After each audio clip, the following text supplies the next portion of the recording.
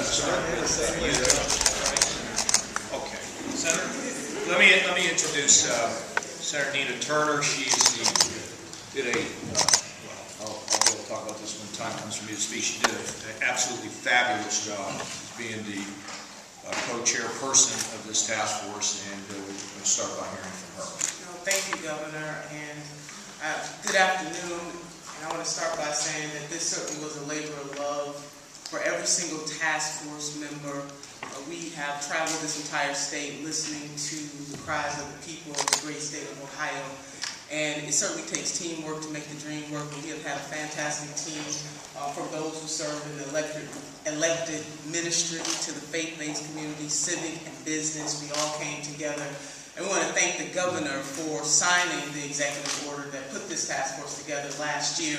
And by way of history, just to remind you that the governor put this task force together at the request of Senator Williams and myself last year, and Representative Reese, on the heels of some very terrible things that have been going on across the state.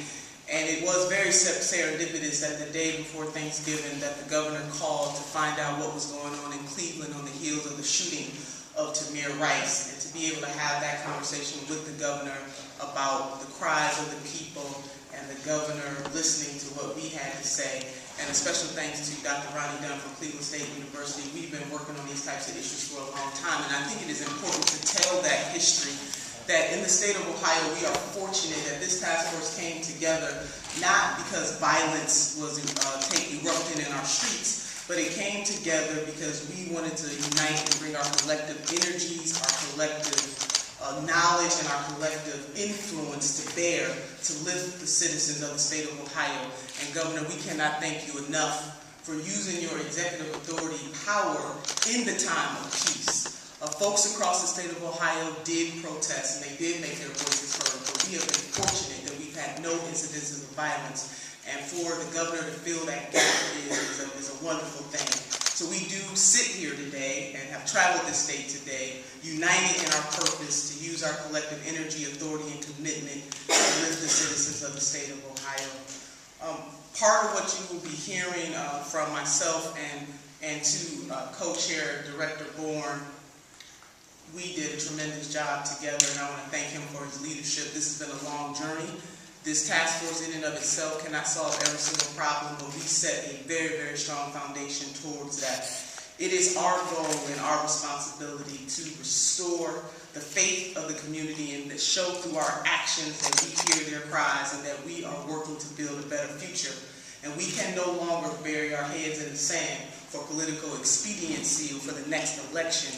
We must do what is right. The time is always right to do what is right. And let me say that what is happening in Baltimore is certainly the canary in the coal mine for the nation, and that this has been going on for generations, that a state of emergency has been going on for generations. But Ohio should be proud that leaders from all across this state came together in times of peace to deal with the problems that plague us, along with our law enforcement side by side. The task force is called the Ohio Task Force on Community and Police Relations, knowing very firmly that we need the community and the police as strong partners to ensure that we have safe communities and a stronger Ohio.